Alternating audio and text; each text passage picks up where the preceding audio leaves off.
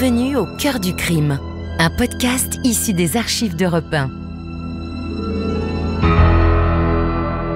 Savez-vous que plus d'un tiers des crimes et délits commis en France sont traités par la gendarmerie nationale?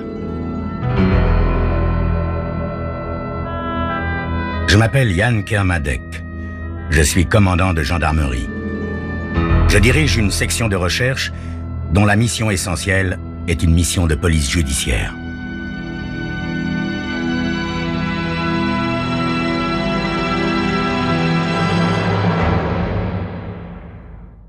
L'histoire que je vais vous raconter est une histoire vraie.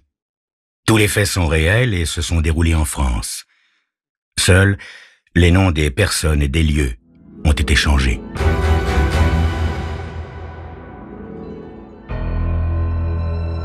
Jeff Clary a faim.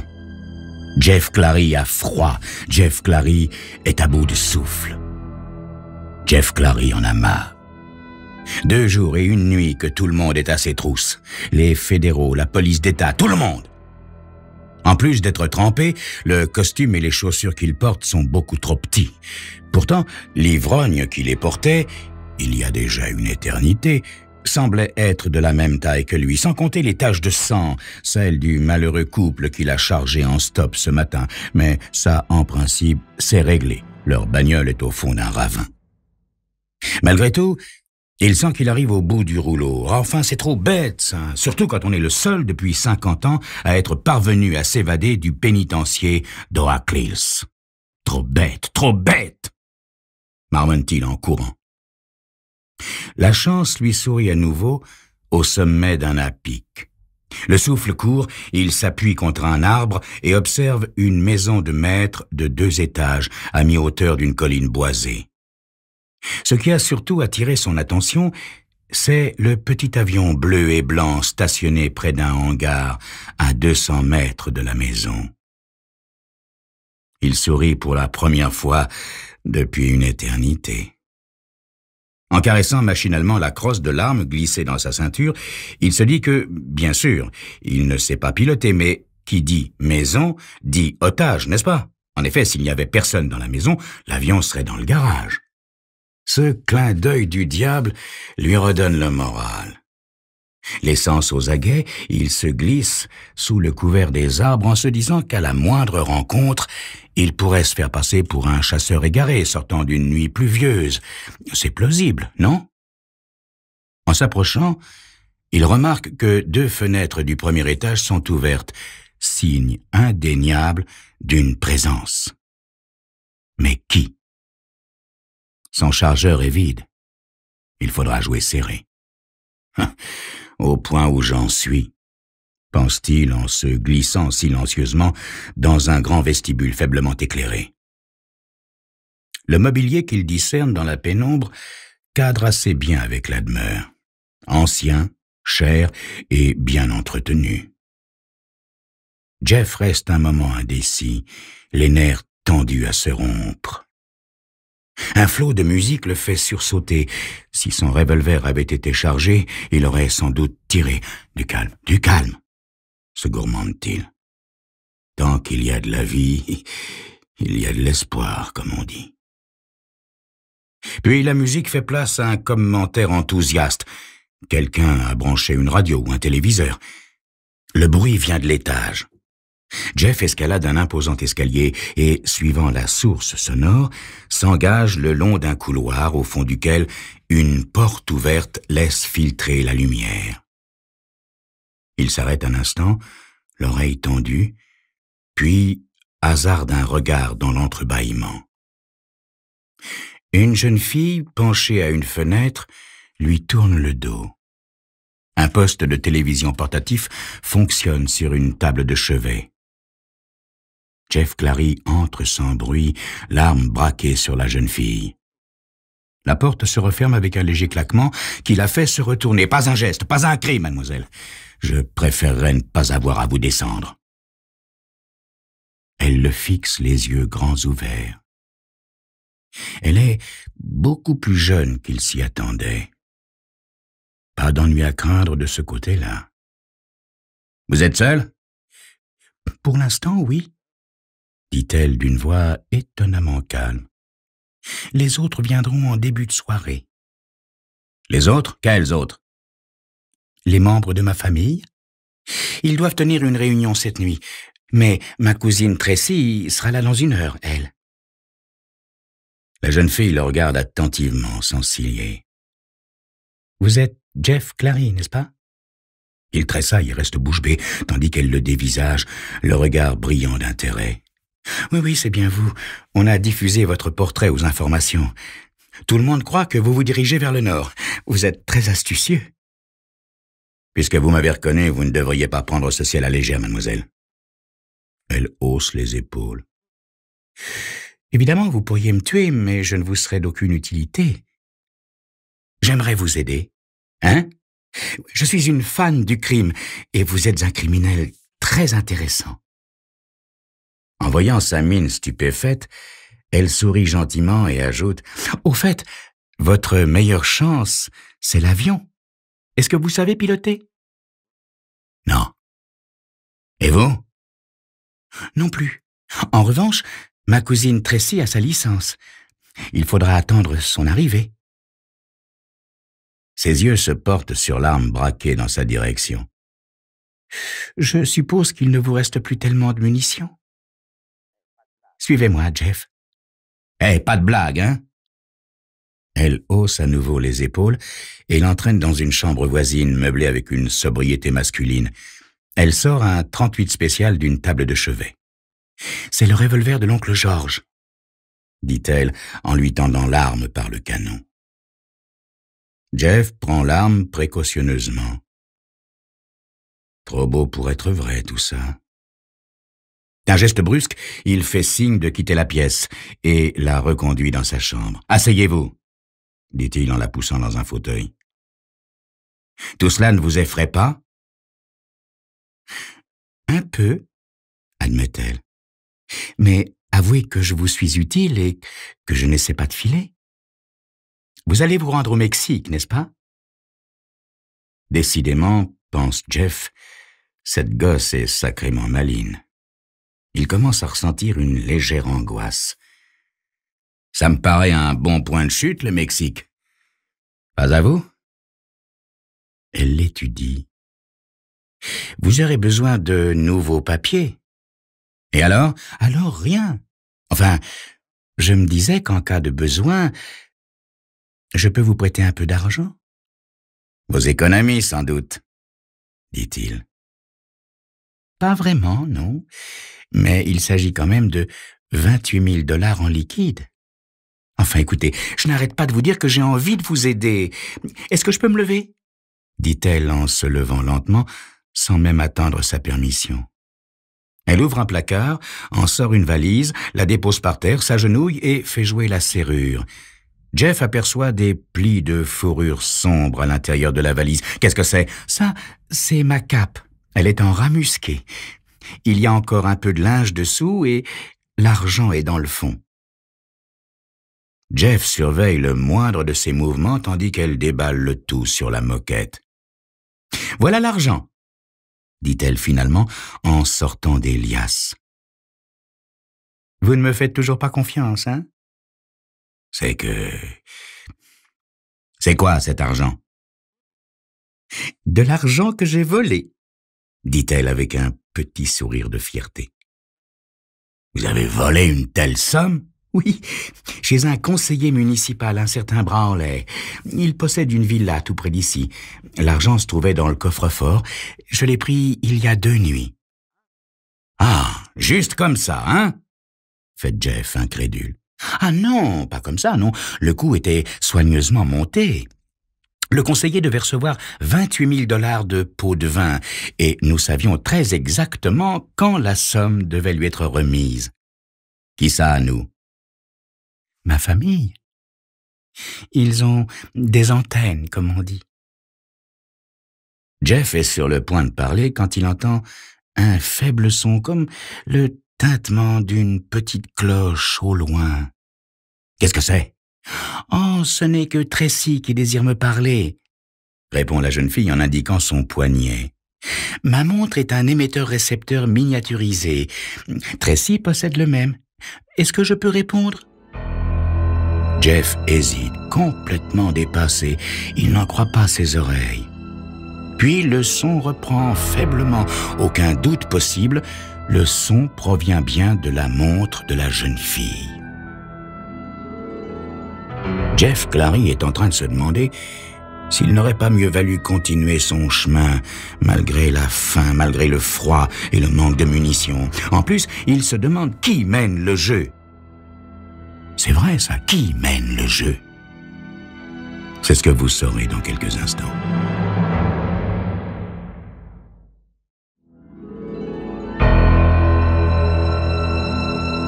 Jeff Clary s'est évadé de la prison d'État.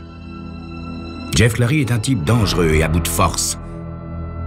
Il aboutit dans une grande demeure où une toute jeune fille lui propose son aide. Elle se prétend être une fan du crime et possède une collection de gadgets des plus intéressants. Clary aurait préféré qu'elle se contente du simple rôle d'otage. La montre continue de tinter au poignet de la jeune fille. « C'est vraiment un émetteur-récepteur » demande Jeff. Elle hoche la tête. « Bon, allez-y, répondez, mais attention, pas de fantaisie, hein ?»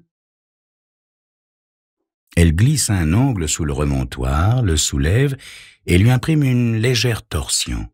« Ici Barbara, j'écoute » dit-elle en regardant Jeff sans ciller.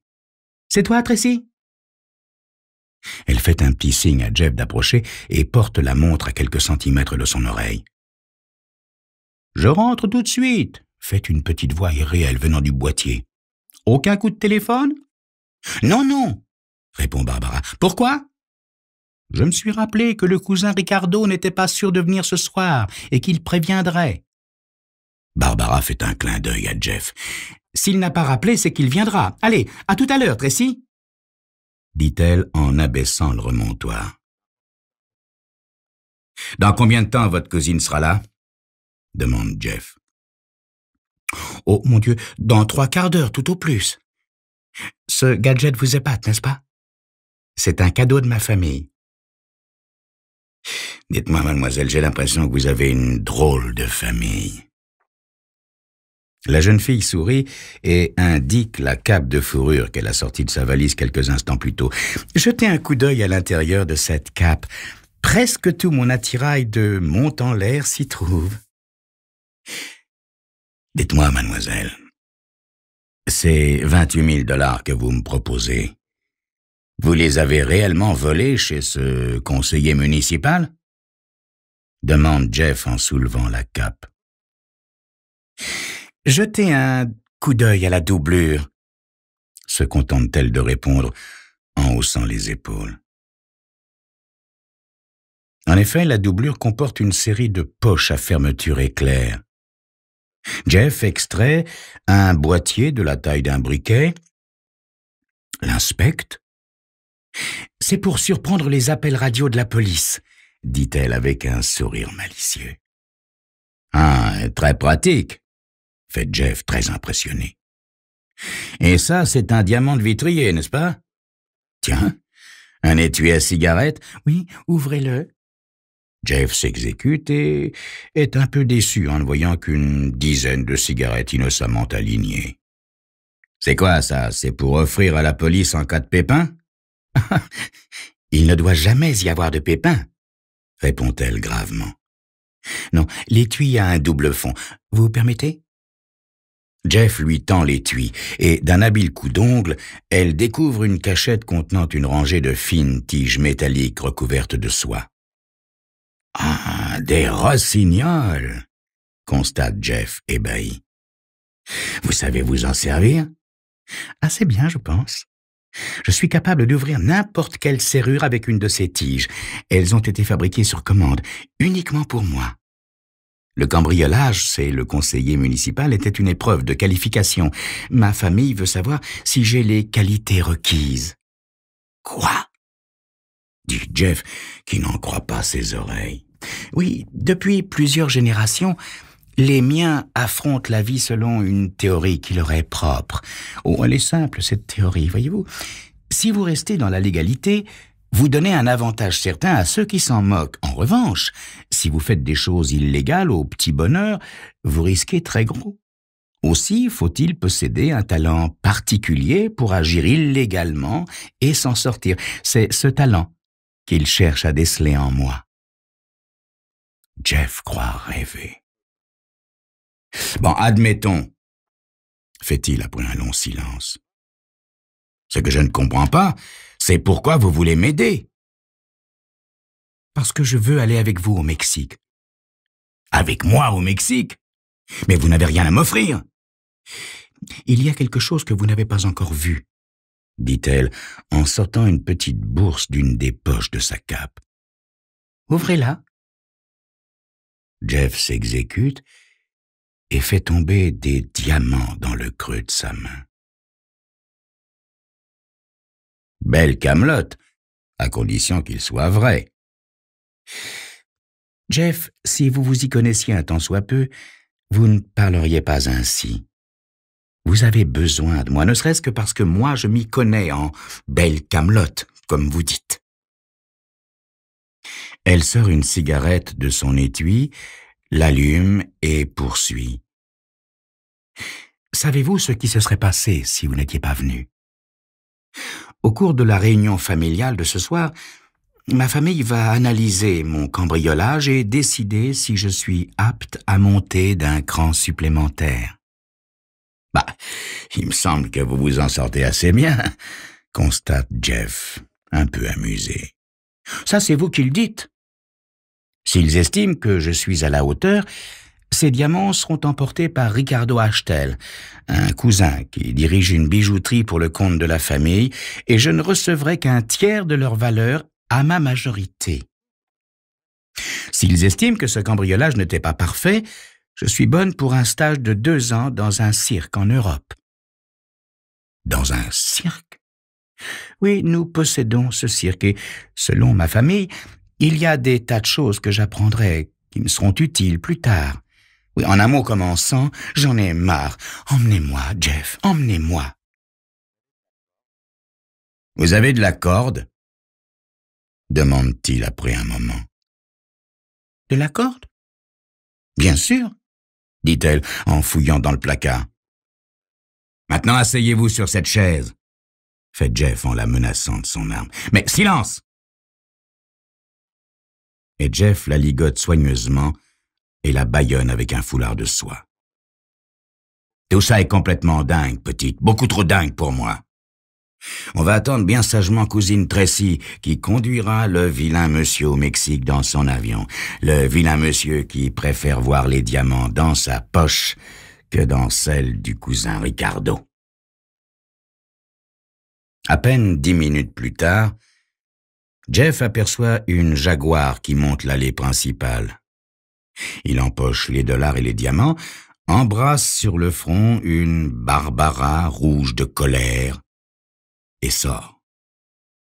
Il se glisse furtivement près de la porte du garage et regarde la voiture monter lentement l'immense allée. Alors que la Jaguar disparaît derrière un bosquet d'arbres, il entend un couinement de frein. Il dresse l'oreille, les sourcils froncés, revolver en main. Il estime rapidement la distance qui le sépare des arbres, mais il renonce car si la conductrice l'apercevait à découvert, son plan tomberait à l'eau. Indécis, il se dirige vers la porte du garage en longeant les buissons. Soudain, un léger craquement le fait sursauter. Il tourne la tête en direction du bruit quand quelque chose le pique à la nuque. À l'étage, quelqu'un referme tranquillement une fenêtre. Tout en s'écroulant, Jeff tire en l'air, par dépit. Tout se brouille. Avant de sombrer dans l'inconscience, il aperçoit Barbara qui s'approche, une sarbacane à la main, puis une jeune fille courant dans leur direction. La cousine Tracy, sans doute. « Eh bien, » fait Tracy, « je comprends maintenant pourquoi tu me faisais des signaux de détresse à ta fenêtre. » Elle pose son regard sur le corps inanimé de Jeff. « Curare » Barbara acquiesce. Qui est-ce? Jeff Clary. L'évadé qui a toute la police aux trousses? Oui, oui. Il m'a ligoté et bâillonné et te réservé un mauvais sort, si tu vois ce que je veux dire. Ainsi, le vilain gangster ignorait qu'aucune corde ne te résiste, ma petite Barbara. Est-ce que tu te souviens du succès que tu as eu au cirque alors que tu n'avais que 11 ans? À ce souvenir, Barbara éclate de rire. La seule façon de m'en sortir était qu'il me ligote et qu'il aille t'attendre dehors. Je l'ai appâté avec l'argent et les pierres du cambriolage de chez le conseiller municipal. Je lui ai même proposé de l'accompagner au Mexique. Mais ça, je pense que c'était un peu gros quand même. Un peu gros et risqué, Barbara. Et tu sais qu'une des règles sacro-saintes de la famille, depuis des générations, oui, je sais, est de ne jamais prendre de risques inutiles. Je sais, Tracy. Mais je n'avais pas le choix. Ainsi, Barbara, tu lui as parlé de nos activités. Mais comment aurais-tu voulu que je l'appâte autrement, Tracy? Ce sera à la réunion de ce soir de juger, Barbara. Mais le principal est qu'il n'ait pas pris la fuite. Bon, il serait temps maintenant de mettre un peu d'ordre dans tout cela. Tout d'abord, il vaudrait mieux que la police retrouve le corps loin d'ici, afin d'ôter au coroner toute raison de fouiner dans le secteur. Le ravin du torrent fera parfaitement l'affaire, dit Barbara. Oui, en effet. Et ça m'étonnerait que la police fasse une autopsie alors qu'on lui remet Clary sur un plateau, le crâne proprement fracassé par une chute de 50 mètres. Aide-moi à le transporter dans le coffre, Barbara. Dis, Tracy, tu crois que ce soir la famille me reprochera d'avoir parlé de nos activités à Jeff Clary? En tout cas, ma grande, ils ne te féliciteront pas. Oh là là, quelle famille! Dit Barbara en donnant un coup de pied dans le corps de l'homme qu'elle venait de tuer.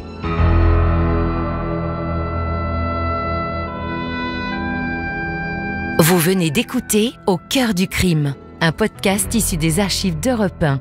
Réalisation Julien Tarot. Production Estelle Lafont. Patrimoine sonore Sylvaine Denis, Laetitia Casanova et Antoine Reclus. Promotion Marie Corpet. Au cœur du crime est disponible sur le site et l'appli Europe 1. Écoutez aussi l'épisode suivant en vous abonnant gratuitement sur votre plateforme d'écoute.